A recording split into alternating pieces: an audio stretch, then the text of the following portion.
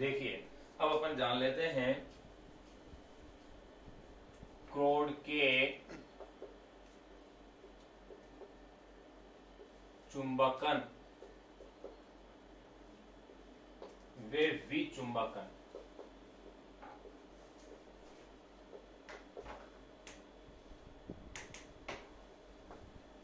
में औसत शक्ति, यानी अपन ये देख रहे हैं क्रोड के चुंबकन और विचुंबकन में औसत शक्ति वे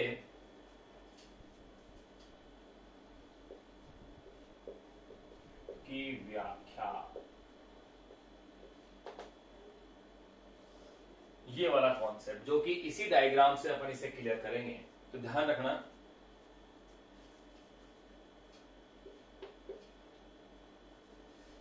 अपन क्या देख रहे हैं, सबसे पहले 0 से t/4 तक, 0 से t/4 तक अगर अपन स्थिति की बात करें तो देखिए इस कंडीशन में क्या है। नंबर फर्स्ट,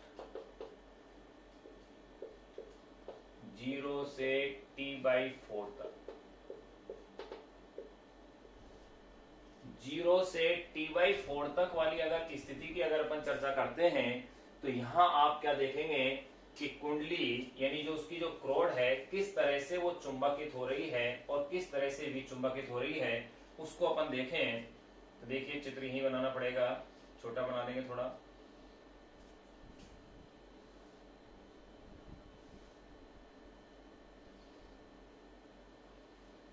ये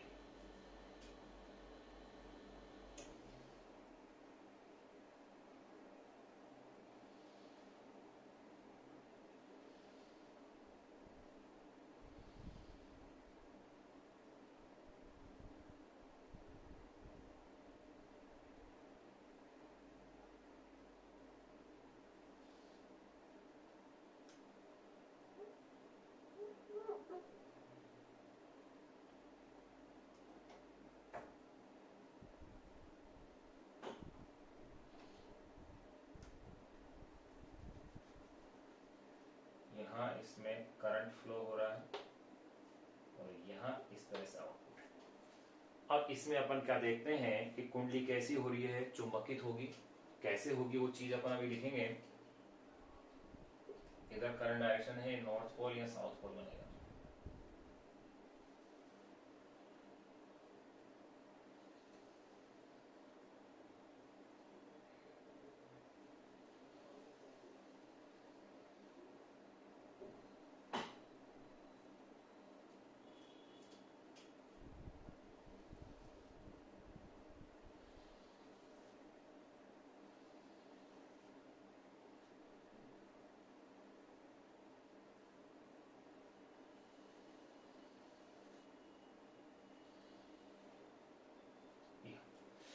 देखिए जब इसके अंदर अपन क्या देख रहे हैं, 0 से t/4 तक, 0 से t/4 तक वाली जो कंडीशन है,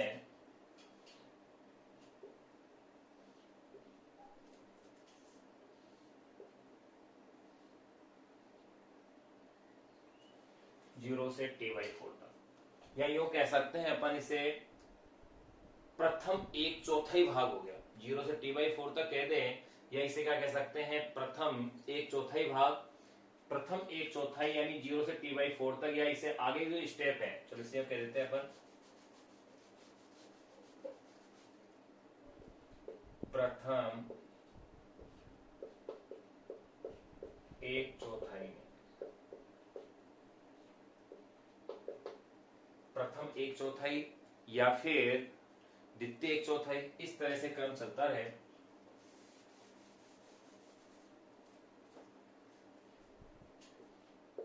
चलिए लेते हैं 0 से t/4 तक। यहां देखो, अब इसमें क्या लिखेंगे, धारा और वोल्टता दोनों के मान क्या है, धनात्मक है। शक्ति भी कैसी है, धनात्मक है। अर्थात धारा व वोल्टता, मैं यहां लिख रहा हूं इस वाले चित्र के बाद, धारा व वोल्टता दोनों धनात्मक किसके लिए? 0 से T/4 तक। धारा व वोल्टता दोनों धनात्मक, जिससे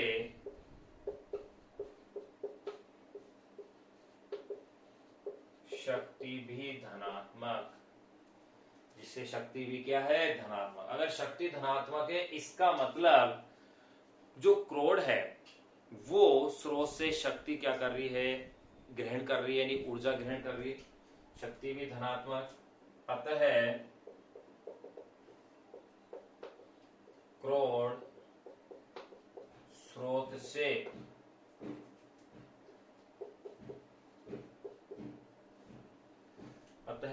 स्रोत से विद्युत शक्ति ग्रहण करती है। विद्युत शक्ति कह दो या विद्युत ऊर्जा कह दो, विद्युत ऊर्जा ग्रहण करती है और चुंबकित हो जाती है। ये लीजिए, पहला पॉइंट हो गया। सेकंड, 0 से अब अपन बात करेंगे नंबर सेकंड इसी के अंदर। अब क्या आ जाएगा? T/4 से, देखो भाई, T/4 से T/2 तक, T/4 से T/2 तक। इस कंडीशन में क्या होगा? ये अब कैसी होगी? विचुंबकित होगी, यानी कि स्रोत से जो ऊर्जा ले रहे थे, स्रोत को वापस क्या की जाएगी? लौटाई जाएगी। अगर विचुंबकित हो रही है, यानी कि इस चुंबकन के मान को कम कर दीजिए। ये लो, सेकंड के लिए डायग्राम के अंदर अपन ऐसा करेंगे। ये लो, ये मिटा दिया है इतना। इसी तरह से एक एक लाइन ये भी आप साफ कर दीजिए। ये लो, ताकि दोबारा नहीं बनाना पड़ेगा, लेकिन आप इसे वापिस जरूर बनाएंगे आप तो।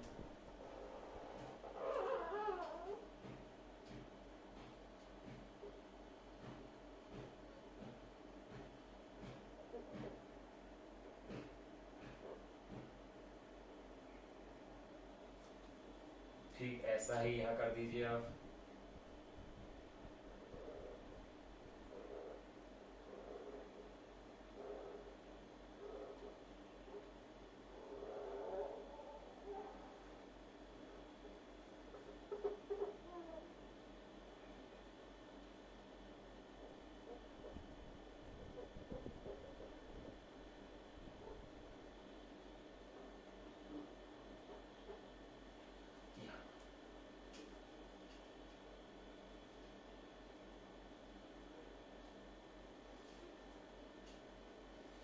अब इसका क्या हो रहा है भाई? विचुंबकन हो रहा है, यानी T/4 से T/2 तक। ये इसमें नॉर्थ था, ये इसमें क्या था? साउथ पोल था। अब इसमें अब क्या लिखेंगे? धारा व वोल्टता, इसमें अब लैंग्वेज चेंज हो जाएगी।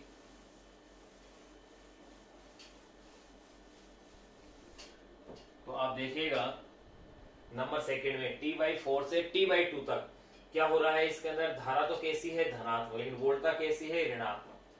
तक में क्या है? देखो, धारा धनात्मक वे वोल्टता ऋणात्मक, धारा धनात्मक वे वोल्टता ऋणात्मक। और ये मैंने आपको बताई रखा है भैया कि शक्ति है क्या? धारा और वोल्टता का गुणनफल। अगर धारा और वोल्टता का अगर ये गुणनफल है, तो इसका मतलब शक्ति भी कैसी हो गई? ऋणात्मक, क्योंकि एक राशि ऋणात्मक है और एक राशि क्या है इनमें से? धनात्मक। तो मैंने क्या कहा? धारा धनात्मक व वोल्टता ऋणात्मक, जिससे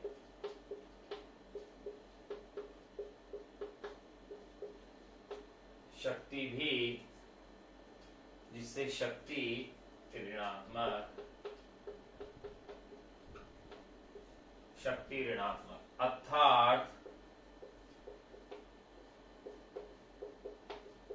स्रोत को ऊर्जा लौटाई जा रही है। ऋणात्मक शक्ति का मतलब क्या है? कि स्रोत को ऊर्जा क्या की जा रही है, लौटाई जा रही है। और जो क्रोड है यानी जो अपनी कुंडली है, और क्रोड विचुंबकित, उसमें तो कैसी हो रही थी, चुंबकित, तो इसमें कैसी हो जाएगी, विचुंबकित होती है। फिर अपन नंबर थर्ड पॉइंट की बात करें, T/2 से 3T/4 तक, तो इसमें वापस से शक्ति कैसी आ रही है, धनात्मक शक्ति। अगर वापस से धनात्मक आ रही है, लेकिन अब आप गौर कीजिएगा कि धारा का मान कैसा आ गया है, ऋणात्मक, यानी धारा की दिशा पलट जाएगी अब। तो अपने पास अब डायरेक्शन भी क्या हो जाएंगी, चेंज हो जाएंगी। यानी कि नंबर थर्ड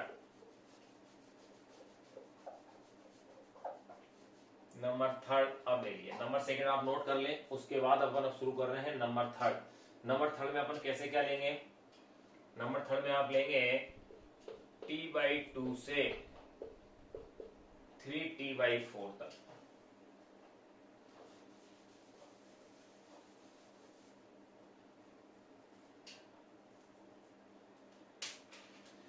T/2 से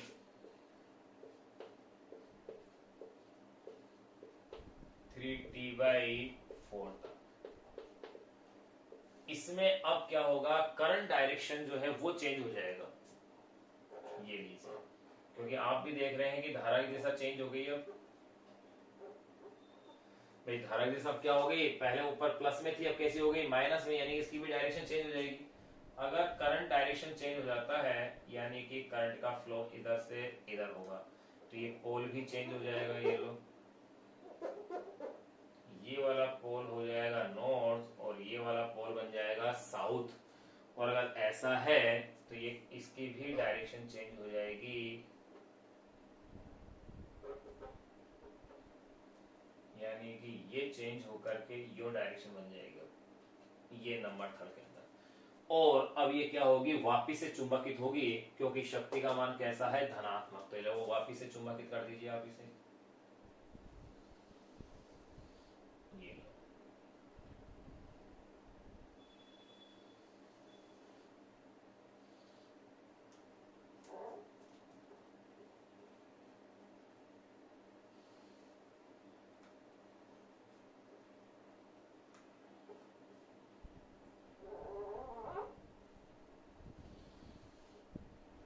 इसे वापस से चुंबकित कर रहे हैं, लेकिन ध्यान रहे अब चुंबकन की डायरेक्शन क्या हो गई है, चेंज हो गई है।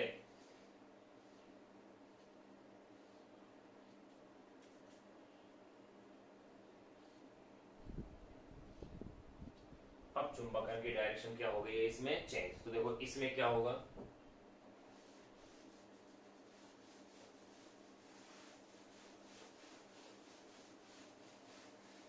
ये अपन ने ले लिया है नंबर थर्ड, T/2 से 3T/4 तक। तो देखो इसके अंदर क्या और कैसे है, T/2 से 3T/4 तक। इसमें आप क्या देख रहे हैं, धारा और वोल्टता दोनों ही कैसी है, ऋणात्मक है। धारा व वोल्टता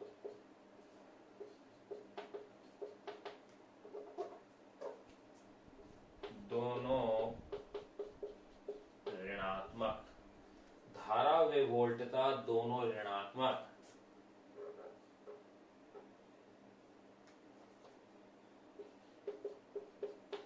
अतः शक्ति धनात्मक, अतः शक्ति कैसी होगी, ऐसी स्थिति के अंदर धनात्मक होगी। धारा व वोल्टता दोनों ऋणात्मक,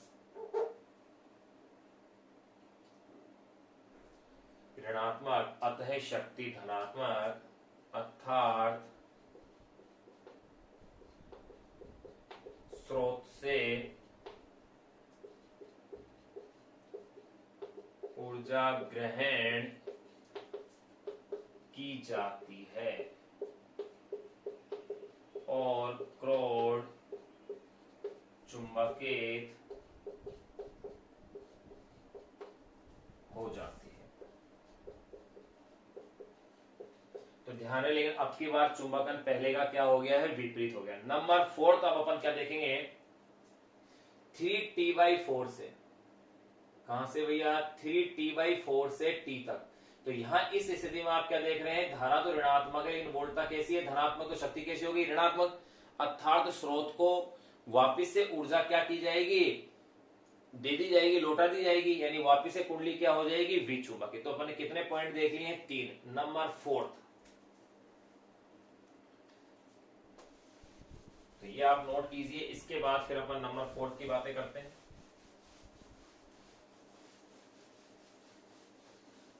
नंबर 4 में आप क्या देखेंगे कि वापिस से कुंडली कैसी होगी, विचुंबकित होगी।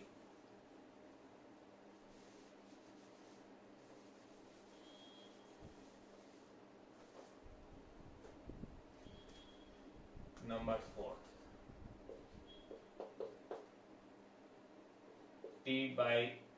T/3T/4 से T तक। तो ऐसी स्थिति के अंदर कुंडली अब कैसी होगी, विचुंबकित होगी, यानी कि एक एक भाग फिर हटा दीजिए, ये लीजिए, ये लो। अब इसके अंदर ये डायग्राम रह जाएगा इतना।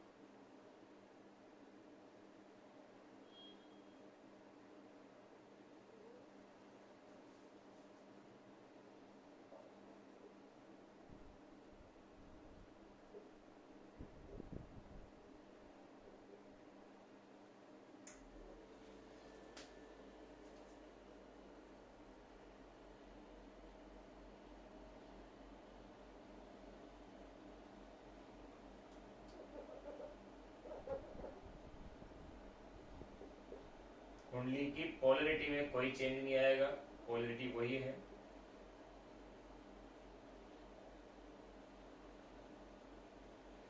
यह देखिए, अब की बार, अब इसका क्या हो रहा है, विचुंबकन। तो देखो 3T/4 से T तक क्या आ रहा है, धारा तो कैसी है, ऋणात्मक, लेकिन वोल्टता कैसी है, धनात्मक। तक धारा ऋणात्मक वे वोल्टता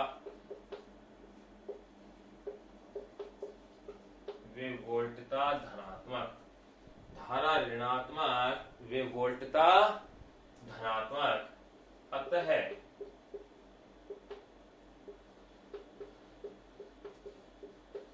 शक्ति ऋणात्मक, क्योंकि किसी भी एक का मान, धारा और वोल्टता में से किसी भी एक का मान अगर ऋणात्मक है तो शक्ति का मान भी कैसा हो जाएगा, ऋणात्मक हो जाएगा। तो देखिए, धारा ऋणात्मक में वोल्टता धनात्मक, वे वोल्टता धनात्मक, अतः शक्ति ऋणात्मक। अर्थात स्रोत को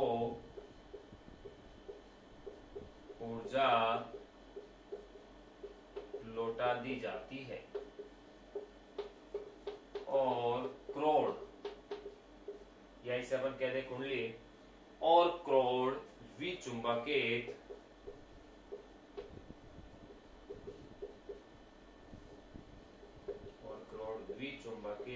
होती है। ये अपन ने टॉपिक अपना पूरा कर लिया है। जब प्रत्यावर्ती धारा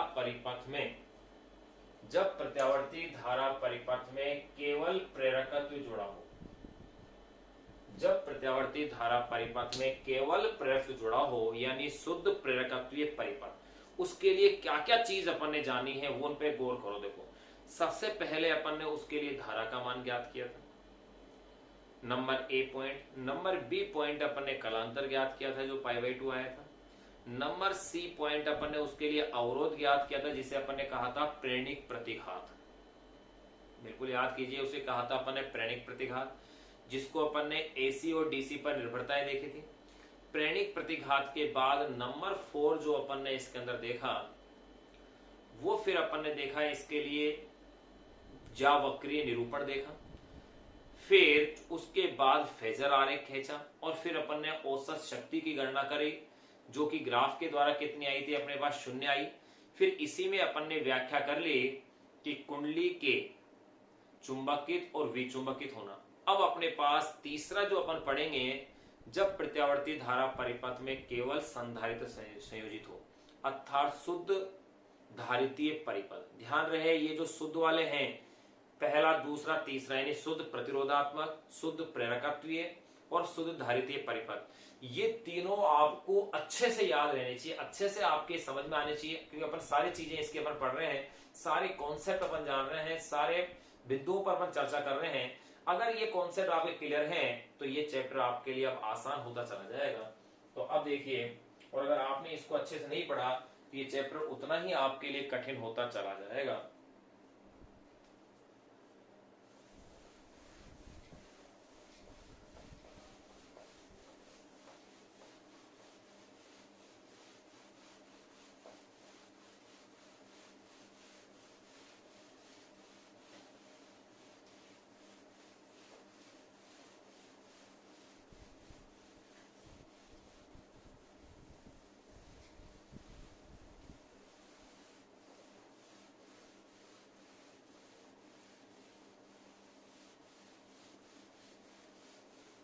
एक है ना, ये जो मैंने कुंडली वाला चित्र बनाया है, जिसमें अपन उसका चुंबकन विचुंबकन कर रहे हैं, मैंने तो एक ही चित्र में बार बार बना दिया है, लेकिन आप चारों स्थितियों का 4 अलग अलग चित्र बनाएंगे। मैं तो एक ही चित्र बना करके उसी को मिटाता रहा, उसी में फिर डायरेक्शन चेंज करता रहा। लेकिन आप ऐसा नहीं करेंगे, आप हर बार चारों स्टेप के 4 अलग अलग चित्र, चारों कंडीशन बनाएंगे। फर्स्ट के अंदर पहला चित्र है, फिर सेकंड में दूसरा, तीसरा, चौथा, इस तरह से आपको चारों डायग्राम अलग अलग ही बनाने हैं, अलग अलग डायरेक्शन के साथ, एक में ही ना करना है।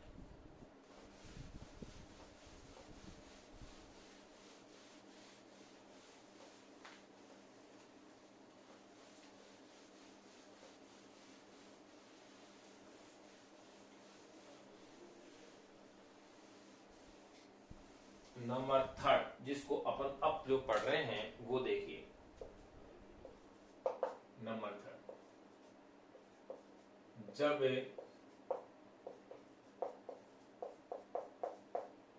प्रत्यावर्ती धारा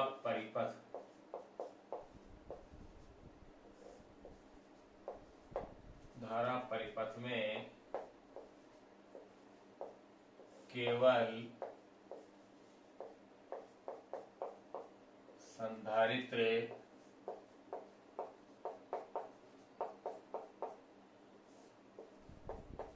संयोजित हो। जब प्रत्यावर्ती धारा परिपथ में केवल संधारित्र संयोजित हो, यानी यूं कह सकते हैं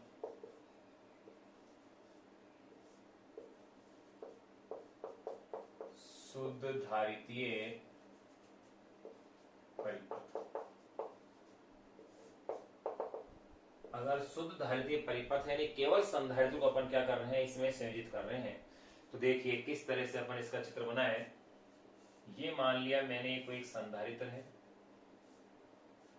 जिसकी धारिता C है, इसको किसी प्रत्यावर्ती धारा के स्रोत से जोड़ दिया गया, ये जिसकी वोल्टता V = V0 sin omega t है, जिसकी वोल्टता V = V0 sin omega t है। धारिता क्या है, उसकी C है। अगर इससे अपन जोड़ते हैं तो इससे इसमें जो धारा जाएगी उससे इस संधारित्र का क्या होगा, आवेशन होगा। तो इसके आवेशन और निरावेशन की अपन चर्चाएं करेंगे, क्योंकि प्रत्यावर्ती धारा प्लस माइनस चलती है, यानी निरावेशन भी होगा। तो आवेशन निरावेशन की व्याख्या अपन लास्ट में करेंगे, जैसे अपन ने कुंडली का चुंबकन और विचुंबकन अभी अपन ने पढ़ा है वैसे ही। तो देखें, अब इसमें नंबर 1 पॉइंट अपन को गणना करनी है धारा की। अब इसमें धारा प्रवाह है, यानी कि संधारित्र में कौन आएगा, आवेश आएगा। अगर संधारित्र के लिए आवेश आता है तब देखिए, आप क्या जानते हो, आवेश के प्रवाह की दर को अपन क्या कहते हैं, विद्युत धारा कहते हैं। चूंकि आवेश के सतत प्रवाह की दर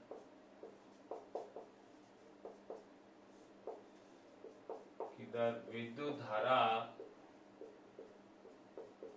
कहलाती है। चूंकि आवेश के सतत प्रवाह की दर विद्युत धारा कहलाती है, इसलिए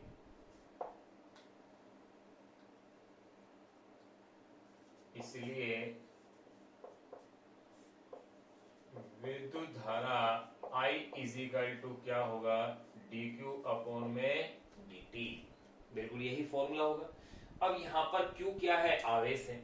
और ये तो आप भली बात ही जानते हो कि अपन ने धारिता वाला जो चैप्टर पढ़ा था, उस चैप्टर नंबर 4 में अपन ने देखा था कि Q इजिकल टू क्या होता है, CV, जहां पर C धारिता है संधारित्र की, और V यहाँ पर क्या है, विभवांतर या वोल्टेज है, उसकी वोल्टता है। तो C यहाँ पर धारिता है, तो Q इजिकल टू क्या है, फॉर्मूला CV है। इसलिए I इजिकल टू देखो d अपॉन में dt, तो Q की वैल्यू क्या रखेंगे आप, CV, या इसे आप कह सकते हैं C dV अपॉन में dt। अब V की वैल्यू अपन को पता है कितनी है, V is equal to V nought sine omega T है। V is equal to V nought sine omega T. तो देखें फिर से, चूंकि V is equal to V nought sine omega T, इसलिए I is equal to C d upon में dt। V की value क्या पुट कर रहे हैं आप, V nought sine omega T, ये लो। अब यहां पर फिर देखो, इससे आगे का स्टेप में इधर सोल्व कर रहा हूं भाई। अगर यहां इसे अगर मैं सोल्व करता हूं,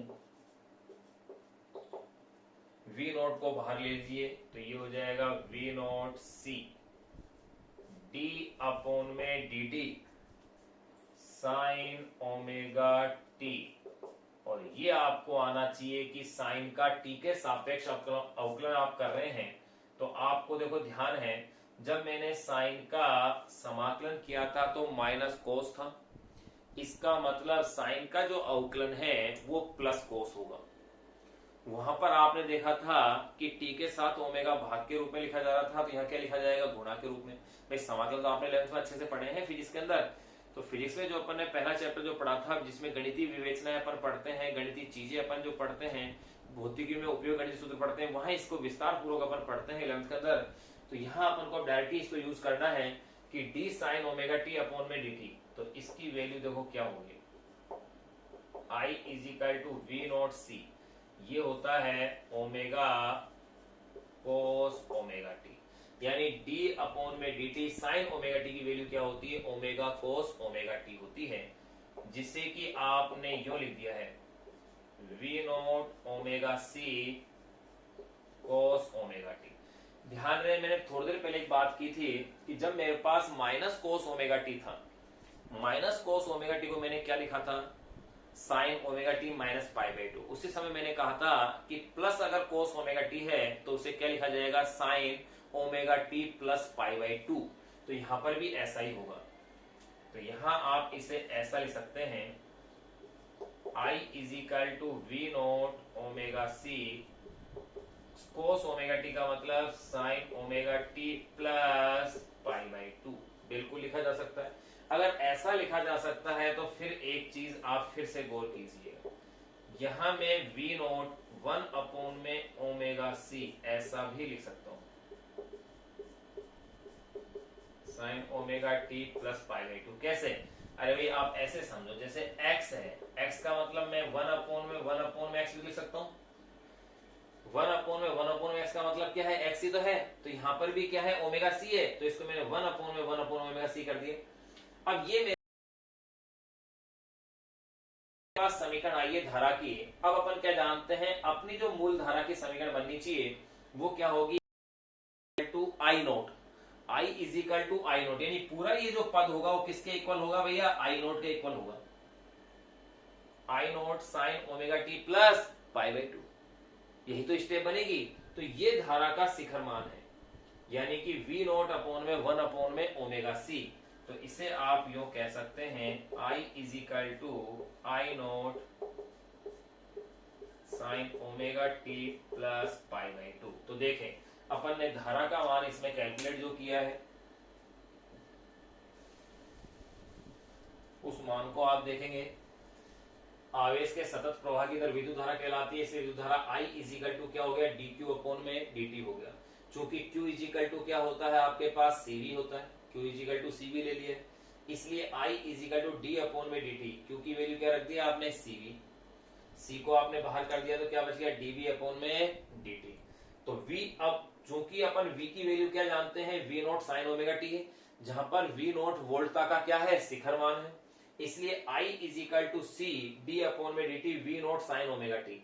अब यहाँ ये जो मान आ गया है V नॉट को फिर आपने बाहर कर दिया क्योंकि शिखर मान है, मैक्सिमम मान है, कांस्टेंट है। फिर यहाँ d अपॉन में dt साइन ओमेगा टी का सॉल्यूशन क्या था omega cos omega T. Omega cos omega T को मैंने क्या लिखा हुआ है I is equal to V nought omega C cos omega T.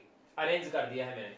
अगर इसको अरेंज कर दिया है उसके बाद आप देखिएगा कोस ओमेगा टी को मैंने क्या लिखा है sine omega T plus pi by two, लिख सकते हैं आप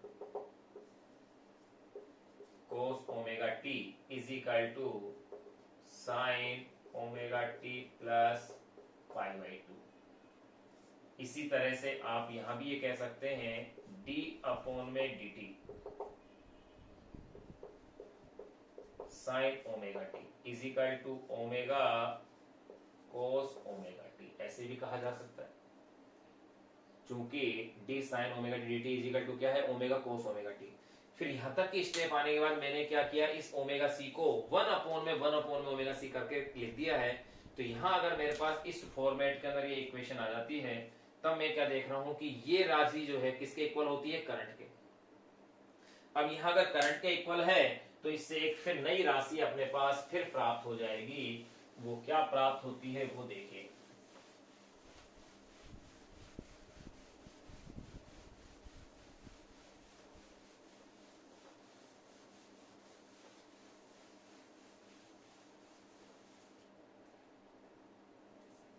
तो देखो यहां कहा यहां I naught is equal to V naught 1 upon में ओमेगा सी, ये क्या है धारा का शिखर मान है। अब यहां आपको पता है कि वोल्टता के अंदर किसी भी राशि का भाग देने पर, वोल्टता में किसी भी राशि का भाग देने पर प्राप्त राशि अगर धारा है, इसका मतलब वो जो राशि जिसका पर भाग दे रहे हैं वो एक प्रकार से कोई अवरोध है, क्योंकि ओम का नियम तो यही कहता है। क्योंकि I is equal to V upon में आर, क्योंकि वी नॉट अपॉन में ये जो भी राशि है ये एक तरह का अवरोध हो गया। तो देखो अपन कैसे कह देंगे धारा का शिखर मान, यहां 1 अपॉन में ओमेगा सी, इसे आप से रिप्रेजेंट कर रहे हैं अपन एक्सी से, और इसे कहा जाएगा धारितीय प्रतिघात। तो ये अपने पास बन गया है 1 अपॉन में omega C is equal to X C is equal to क्या है धारितीय प्रतिघात। तो पहला पॉइंट अपन ने इसका नंबर ए कंप्लीट कर लिया है और वो है धारा वाला। अब नंबर बी पॉइंट अपन इसका पढ़ेंगे, वो है अवरोध, और उसकी फिर अपन चर्चाएं करेंगे।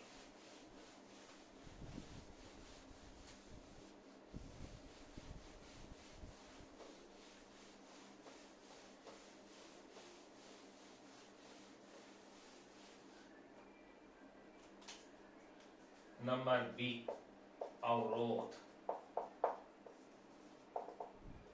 तो देखिए जब प्रत्यावर्ती धारा परिपथ में केवल संधारित्र संयोजित होता है, जब प्रत्यावर्ती धारा परिपथ में केवल संधारित्र संयोजित होता है तो धारा के मार्ग में उत्पन्न अवरोध को कहा जाता है धारितीय प्रतिघात। तो इसकी परिभाषा क्या बन जाएगी, जब प्रत्यावर्ती धारा परिपथ में, जब प्रत्यावर्ती धारा परिपथ में केवल संधारित्र संयोजित होता है, केवल संधारित्र संयोजित होता है तो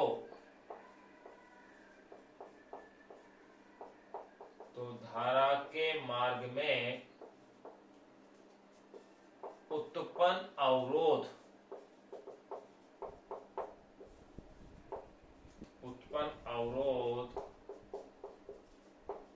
धारितीय प्रतिघात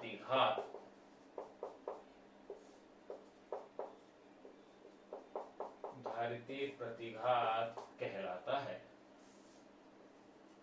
जो कि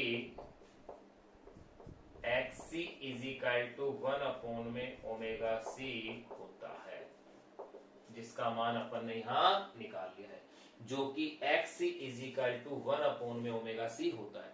अगर अपन प्रत्यावर्ती धारा की आवर्ती F लें तो ओमेगा इज इक्वल टू क्या हो जाएगा, 2 पाई एफ। देखिए, यदि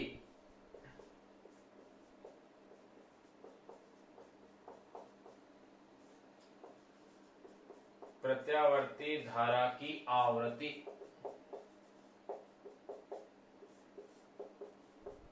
F हो तो omega is equal to 2 pi F होगा,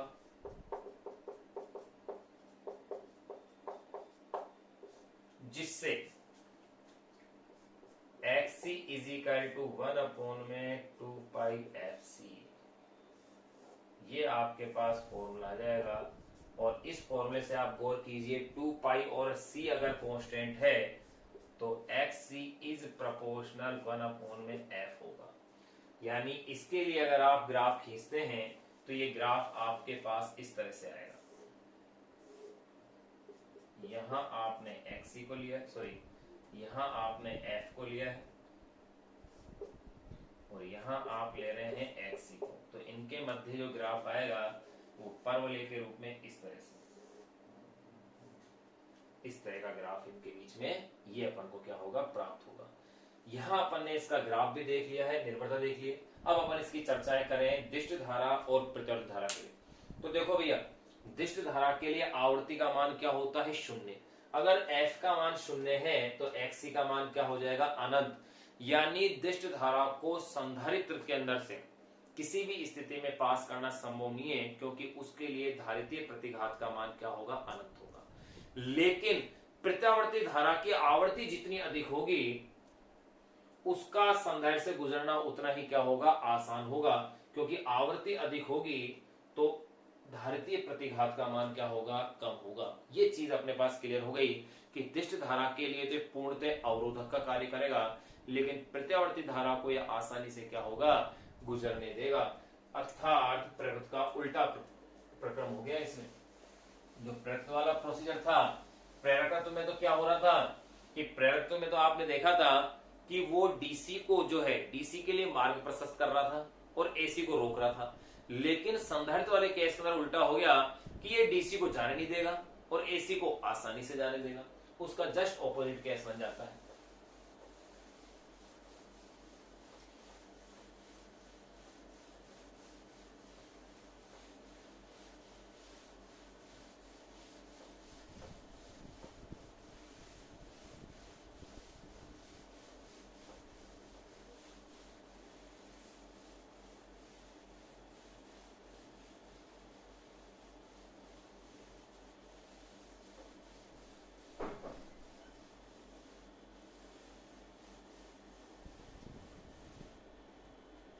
अब देखिएगा, अब अपन बात करें दिष्ट धारा के लिए।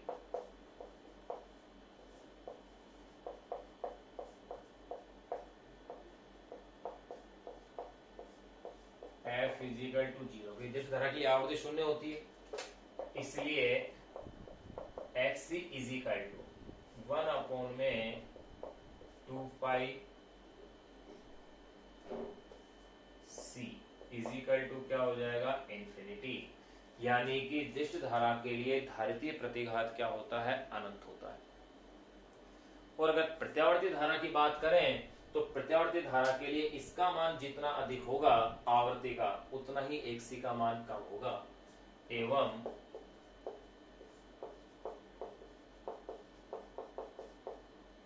प्रत्यावर्ती धारा के लिए F अगर ज्यादा होगा तो XC क्या हो जाएगा, कम हो जाएगा। अतः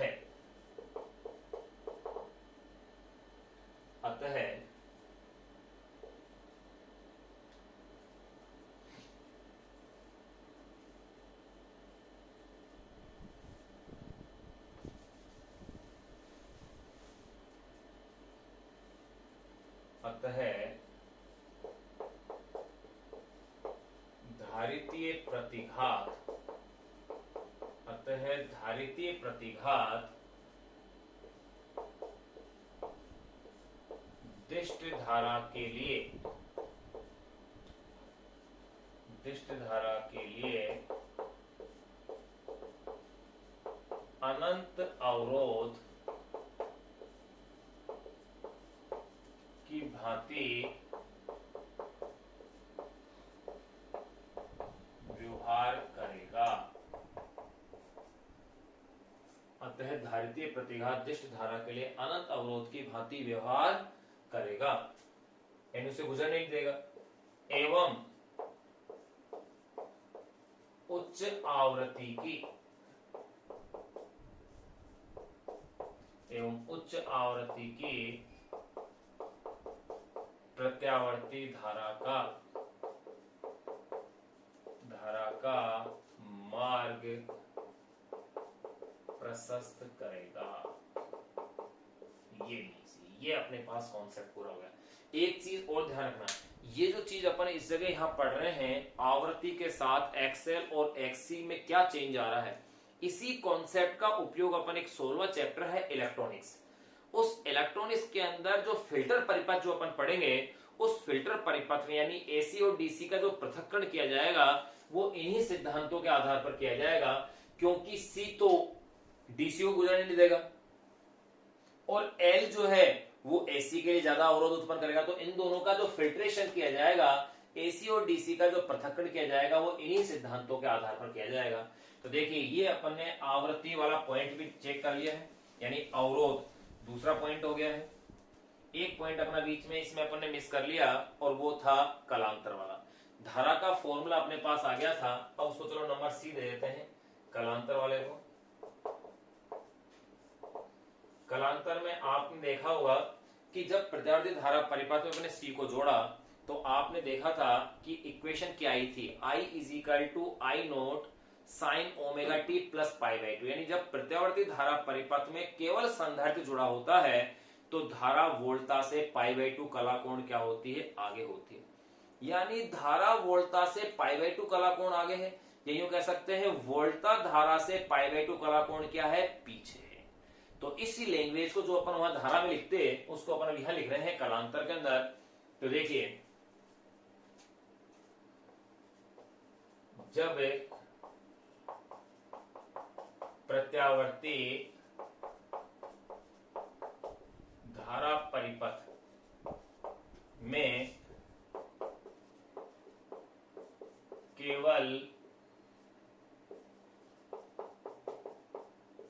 केवल संधारित्र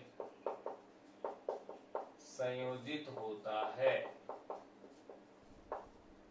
जब प्रत्यावर्ती धारा परिपथ में केवल संधारित्र संयोजित होता है तो धारा वोल्टता से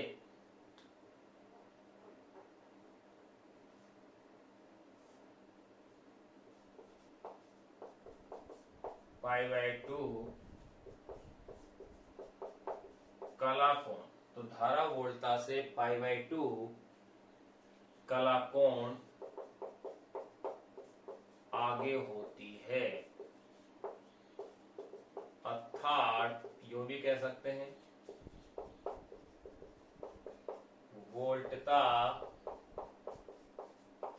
धारा से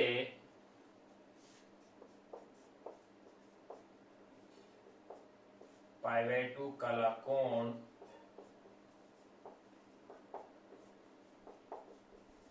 पीछे होती है। अब देखिए, इसलिए अगर अपन इसमें कलांतर देखें, कलांतर मैंने क्या बताया था भैया आपको तरीका, V की कला माइनस I की कला। देखो V की कला इक्वेशन देखिए आपके पास क्या थी, V की इक्वेशन थी आपके पास V is equal to V nought sine omega T थी, और जो I थी उसकी इक्वेशन थी I is equal to I nought sine omega T plus pi by two.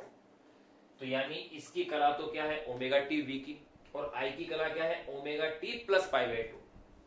तो v की कला माइनस i की कला, तो v की कला आप रखेंगे ओमेगा टी माइनस i की कला यानी कि omega T plus pi by to. ये देखो अब आप इसे हल कीजिएगा, ओमेगा टी माइनस माइनस ये माइनस हो गया, ये स्टेप कैंसिल, तो ये रह गया है माइनस पाई बाई टू, यानी इनमें कलांतर क्या होगा माइनस पाई बाई टू का होगा। तो अपन ने सी पॉइंट भी इसका कंप्लीट कर लिया है। अब अपन करेंगे इसका ज्यावक्रीय निरूपण और फिर फेजर आरेख और फिर उसके बाद अपन चर्चा करेंगे इसमें शक्ति की, जो कि एक बड़ा टॉपिक होगा।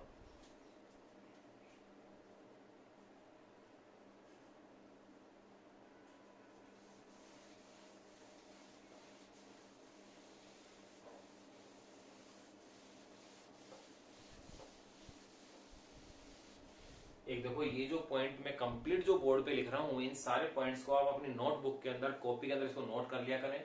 अगर मोबाइल से आप अगर इसको स्टडी कर रहे हैं, मोबाइल को आप पॉज कर लें, अपने लैपटॉप को उस सीन को आप पॉज करके बोर्ड से आप एज इट अपनी कॉपी के अंदर ऐसे ऐसे नोट कर लें और फिर उसे वापिस से समझें। जब जैसे आप इसे नोट कर लेते हैं उसके बाद इसे फिर वापिस से आप रिवर्स करके उसे समझें तो आपको ज्यादा अच्छा एक्सप्लेन होगा।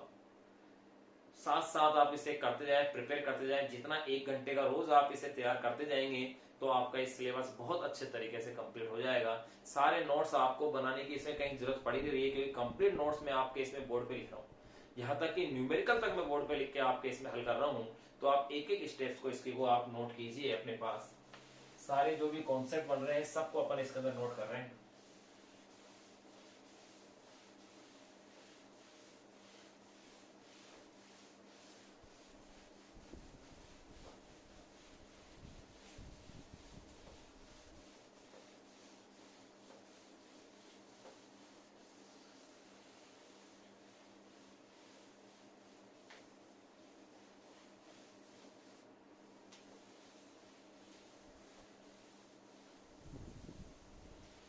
तो देखिए अपन ने पहला जान लिया है धारा, फिर अपन ने इसमें जानी थी अवरोध को, फिर अपन ने जाना था इसमें कलांतर को।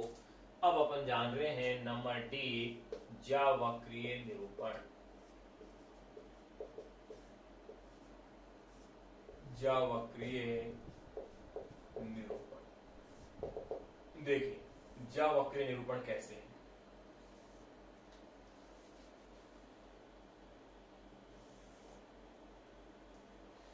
धारा पाई बाई टू कोण क्या है इसमें आगे है भैया, धारा पाई बाई टू कोण इसमें क्या चल रही है आगे चल रही है। अगर मैं यहां लेता हूं समय स्मॉल टी को और यहां ले रहा हूं मैं v एंड i को, जो कि इधर भी और इधर भी दोनों तरफ अपन ले रहे हैं, तो देखिए किस तरह से अपन इसका ग्राफीय निरूपण करेंगे। ये मैंने मान लिया कि वोल्टा के लिए है। यहाँ आपको पता है T/4, T/2, 3T/4 और ये क्या होगा T होगा, एक पूर्ण आवर्तकाल होगा। वापिस देखें T/4, T/2, 3T/4 और ये होगा T। चलो लिख देते हैं, यहाँ है T/4, ये होगा T/2, यहाँ होगा 3T/4 और ये पूरा एक चक्कर क्या बन गया है T। यहाँ कंप्लीट हो गया। ये मैंने मान लिया कि यहाँ पर ये देखो ये वोल्टा का मान 0 है, यहाँ वोल्टा का मान अधिकतम, फिर ये 0 है और फिर ये अधिकतम है, फिर यहाँ 0 है, लेकिन इसकी दिशा पर पलट गई है, चेंज हो गई है। अब आपको पता है कि धारा जब परिपथ में केवल C होता है तो धारा वोल्टा से π/2 कला कोण क्या होती है आगे। अगर धारा π/2 कला कोण आगे है तो वो किस प्रकार से होगी, देखो जब वोल्टा का मान 0 है तो धारा का मान उसी स्थिति में क्या होगा अधिकतम, क्योंकि 90 डिग्री कोण आगे चल रही है। अगर वो मान अधिकतम है लेकिन उसकी पीक से तो इसका पीक कम ही होगा, यहां ले लेते हैं अपन इस धारा को, ये धारा का मान हो गया। और जब ये अधिकतम होगा तो उसका मान क्या होगा न्यूनतम होगा, फिर जब ये न्यूनतम होगा तो धारा का मान क्या होगा अधिकतम होगा, ये लीजिए। और जब ये अधिकतम है तो धारा का मान न्यूनतम होगा, फिर ये न्यूनतम है तो धारा का मान अधिकतम होगा।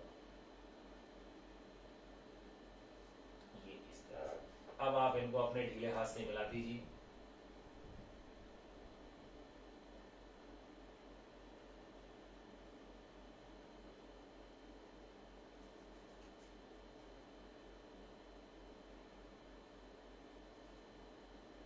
इन बिंदुओं को तो आप क्या देख रहे हैं कि धारा का ग्राफ इस तरह से अपने पास आएगा। तो ये जो ग्राफ है ये तो है V का, जो कि V इज इक्वल टू क्या है, V nought sine omega T. और ये जो ग्राफ है ये है धारा का, जो कि I is equal to I nought sine omega T plus pi by 2 है। ये I is equal to I nought sine omega T plus pi by 2 है। यहाँ ये जो डिफरेंस आएगा इनमें, ये कितने डिग्री का है, 90 डिग्री का है। यहाँ अपन ने ले लिया है समय टी के साथ इसके ग्राफीय निरूपण को, ज्यावक्रिय निरूपण अपन ने कर लिया है। अब अपन लेंगे नंबर डी के बाद नंबर ई, फेजर आरेख।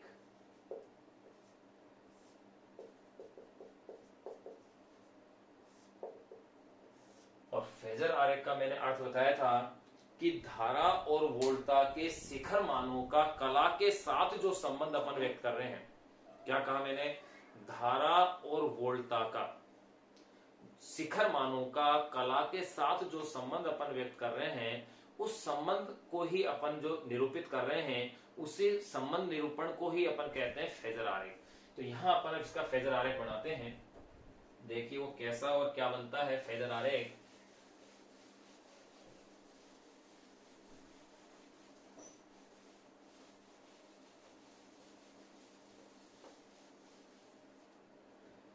देखें फेजर आरेख का तरीका मैंने आपको बताया। सबसे पहले एक्स और वाई एक्सिस बनाइए आप, ये लो, सबसे पहले एक्स और वाई एक्सिस बनाइए। फिर उसके बाद जो आपका परिणामी वोल्टता है, यानी परिणामी जो वोल्टता है उसको शो कीजिए। और यहां देखिए आप क्या देखेंगे कि यहां परिणामी वोल्टता केवल V नोट ही है, एक ही है। परिणामी वोल्टता का शिखर मान वो अपन को लेना होता है। तो यहां पर तो कोई L और C ऐसा तो है नहीं कि भाई तीन तीन दो दो कॉम्बिनेशन हो, केवल एक सिंगल है। जब दो दो कॉम्बिनेशन होंगे तब L के सिरे पर वोल्टता और C के सिरे पर वोल्टता, इनका जो परिणामी होगा वो लिया जाएगा अपने पास मूल बिंदु से। सबसे पहले मतलब वो चीज अपन जो आगे की है उसको अपन पहले से यहीं से साथ लेके अपन चल रहे हैं। तो देखिएगा ये मैंने ले लिया है कि परिणामी वोल्टता ये रही, उसका शिखर मान क्या है, V नोट है। और एक्स एक्सिस के साथ उसका कोण कितना है, ओमेगा टी है। बिल्कुल यही ध्यान रखना है। अगर एक्स एक्सिस के साथ उसका एंगल क्या है, ओमेगा टी है। क्लियर ये चीज, क्योंकि समीकरण क्या थी उसकी, V is equal to V nought sine omega T. लेकिन अगर धारा की बात करें तो धारा वोल्टता से 90 डिग्री कोण आ गए। भाई पीछे थी तब तो आपने ऐसे लिया था यहां, अब 90 डिग्री कोण क्या है, वो आगे है। यानी कि धारा को इधर ले लेंगे आप, ये लो, यहां हो गई है ये आई नोट। और कितने डिग्री कोण आगे होगी, 90 डिग्री। किसके साथ, वोल्टता के साथ 90 डिग्री का ये एंगल होगा। यानी कि यहां इसके और इसके बीच का ये जो एंगल होगा, ये एंगल होगा पाई बाई 2। किस किस के बीच में, V नोट और I नोट के बीच में। ये आपके पास हो गया है फेजर निरूपण। इस फेजर निरूपण का ही उपयोग अपन करेंगे LC परिपथ, सॉरी RL परिपथ में और RC परिपथ में, और उसके बाद LCR परिपथ में। ये इसलिए आपको एक एक ये आपको समझना है। जब परिपथ में केवल L है तो क्या इंपैक्ट आ रहे हैं, और जब केवल C है तो क्या इफेक्ट आ रहे हैं। ये चीजें अगर अपन ने जान ली है तो अपने लिए ये चैप्टर में आगे के कॉन्सेप्ट बहुत आसान हो जाएंगे। तो देखिए आपने क्या क्या जाना। पहले अपन ने निकाल ली, जब परिपथ में केवल C था तो उसके लिए आपने धारा ज्ञात कर ली, कालांतर ज्ञात कर लिया है आपने, उसके लिए आपने अवरोध ज्ञात कर लिया है, उसी के लिए आपने फिर ज्यावक्रिय निरूपण कर लिया है, उसी के लिए फिर आपने ज्यावक्रिय के साथ फेजर आरेख खींच लिया। ये आप बना लीजिए, इनको देख करके पोज करके। इनको बनाने के पश्चात फिर अपन नंबर ई के बाद जो नेक्स्ट जो पॉइंट अपन डिस्कस करेंगे वो है औसत शक्ति वेग।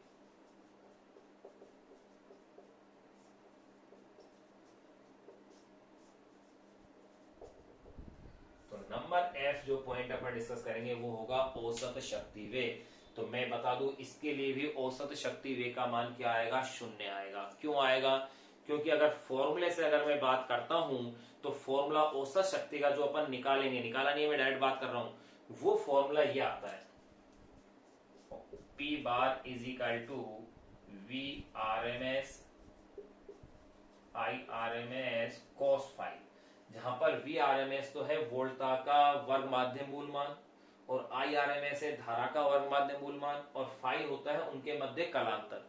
तो ध्यान दें जब अपन ने शुद्ध एल पढ़ा था तो कलांतर वही पाई बाई 2 की फॉर्म में था, और जब अपन ने सी पढ़ा है तब भी क्या पाई बाई 2, इसीलिए ये मान क्या आएगा 0, क्योंकि कोस 90 की वैल्यू क्या होती है 0। तो औसत शक्ति वे जो होगा इसके अंदर क्या होगा 0 होगा, जिसको अपन यहां इस जगह जो प्रूफ करेंगे वो प्रूफ करेंगे ग्राफ की सहायता से, जिसका अपन जिक्र कर रहे थे। उस ग्राफ की सहायता से औसत शक्ति वे का अपन क्या करेंगे यहाँ निरूपण करेंगे, उसके द्वारा सिद्ध करेंगे। फिर आगे इसी चैप्टर में अपन इसको इस फॉर्मूले की सहायता से भी सिद्ध करेंगे। तो पहले आप इनको नोट कर लीजिए